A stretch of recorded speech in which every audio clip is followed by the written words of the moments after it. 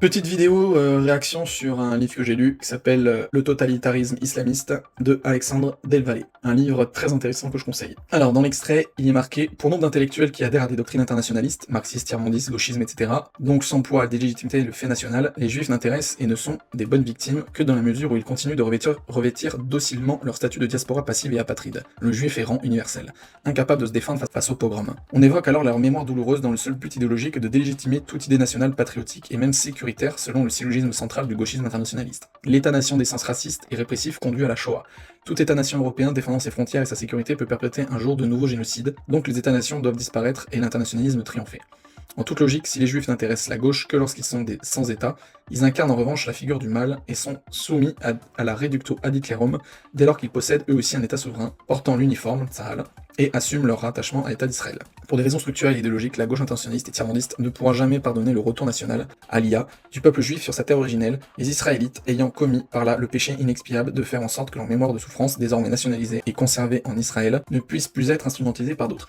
Alors, je suis pas du tout d'accord avec son analyse. Pour le côté, oui, les gauchistes, ce qu'ils disent sur l'État-nation, qu'il faut détruire ça parce que truc de puissance, machin, ça je suis complètement d'accord, hein, le côté mondialisme et tout, ça c'est un fait. Par contre, sur la question juive, c'est complètement différent. Moi le premier, qui ne considère pas du tout de l'idéologie gauchiste à vomir, je suis aussi pour des États, qui ont chacun leur culture, leur nationalité, etc. Mais par contre, pour les juifs, c'est complètement différent. Si ils avaient eu un État et qu'ils l'avaient gardé depuis des décennies, depuis des siècles et compagnie, ça n'aurait posé aucun problème. Là, le truc en Palestine, c'est que ils n'avaient pas de pays jusqu'en 47. Ils ont envahi un autre pays, c'est des colons, et ils sont en train de massacrer la population palestinienne. Donc à un moment donné, ne pas avoir ça, oui, c'est être un pro-génocidaire. Donc Alexandre Del Valle, je pense qu'il est de ce bord-là. Parce que je suis désolé, c'est pas une question de juif ou pas juif en fait. Quand une nation, ou un peuple, ou peu importe, est en train de massacrer un autre pays, un autre peuple, et le tèche de ses terres, je suis désolé, mais c'est inhumain et c'est dégueulasse, peu importe ta nationalité. Et justement, ce côté de oh, ils ont subi la Shoah, blablabla, c'est pas une excuse en fait, c'est pas parce que t'as subi l'horreur que tu dois faire subir l'horreur à d'autres. Et la vieille excuse de dire, oui, leur terre ancestrale,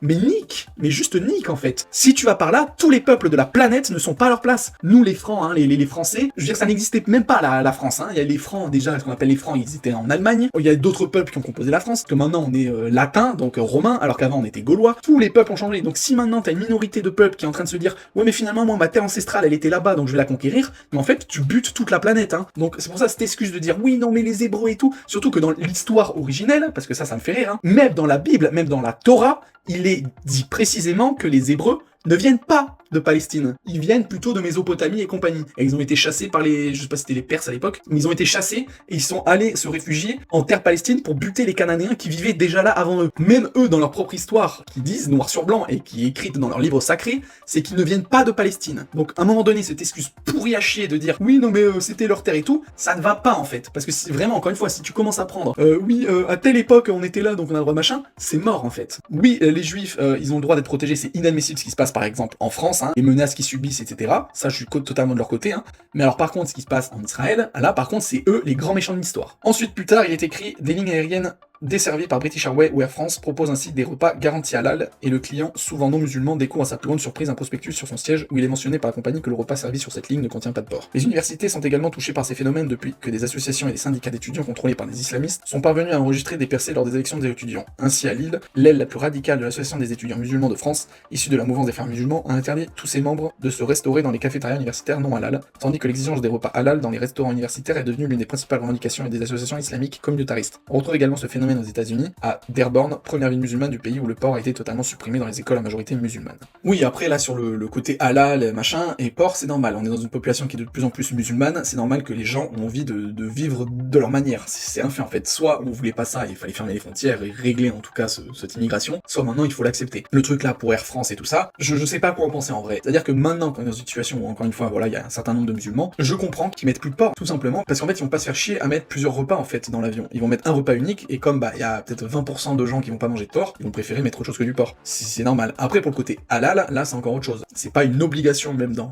l'islam, dans le Coran, de manger halal. Donc normalement, tout ce qui est public, vu qu'encore une fois on est un pays laïque, etc. En plus on est même pas en majorité musulmane. De fait, on devrait arrêter d'être dans une folie là, de vouloir tout halaliser quoi. Qu'il y ait des endroits, des trucs halal et tout ça pour que les gens puissent manger, ça c'est très bien. Mais que des trucs officiels, des gros trucs machin, qui servent au peuple en général, bah là non, il devrait pas avoir de préférence halal. Et enfin pour la partie États-Unis avec une ville, vu que c'est une ville musulmane, alors je sais pas dans quel sens il dit ça, si c'est parce qu'elle est à majorité musulmane, bah encore une fois, oui je comprends, je veux dire c'est logique, si vous êtes une majorité de gens qui ne mangent pas un truc, vous allez pas dans les écoles mettre...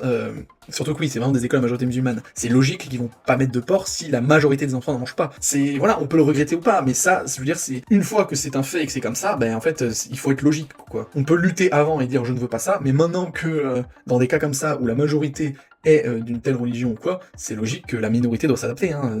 Et en France, ça sera comme ça dans le futur. Si on arrive un jour à une minorité de non-musulmans, bah cette minorité-là devra faire avec, en fait. Il y aura les 5 prières quotidiennes, il y aura le muezzin dans les rues, et il y aura bien sûr, tout deviendra halal, il y aura plus de porc, et je veux dire, ça sera normal, en fait. Et enfin, il dit, ainsi toute violence légale exercée par l'État est devenue inconsciemment moins légitime que la violence illégale exercée par des individus en colère. Depuis 68, l'idée même de répression d'État est perçue comme étant par essence fasciste, sécuritaire, raciste, en définitive, potentiellement génocidaire, donc de même nature que le nazisme en vertu de 2 adages clés de cette pensée utopiste internationaliste. Il est interdit d'interdire, et CRS égale SS. Et du postulat formulé par le philosophe Michel Foucault, selon lequel seule une différence de degré et non de nature distinguerait la nation du nazisme. Appliqué à l'État hébreu au terme d'un incroyable retournement de la mémoire de la Shoah contre ses victimes historiques, on peut démontrer du même coup que les juifs aussi peuvent être des SS, et d'horribles racistes, colonialistes, impérialistes, néo-croisés. Par ce biais prétendument antiraciste et tactiquement antifasciste, Israël et les juifs eux-mêmes sont ainsi réduits ad litterum. D'où le fait que l'État juif est l'État-nation le plus condamné parmi les nations, l'État le plus raciste, l'État le plus sexiste, l'État le plus dangereux pour l'environnement et l'archéologie, l'État le plus liberticide, l'État le plus dangereux pour la paix mondiale. C'est l'État cible, l'État référence, l'État générique. Là, on en revient encore à Israël, et c'est pareil d'utiliser l'argument du ad litterum, hein, ce fameux argument de Joker. Là, c'est marrant parce qu'il arrive à le tordre et à l'utiliser dans l'autre sens. C'est-à-dire qu'il est toujours dans une logique de vouloir défendre les juifs. Alors je ne sais pas si ce mec-là est juif, mais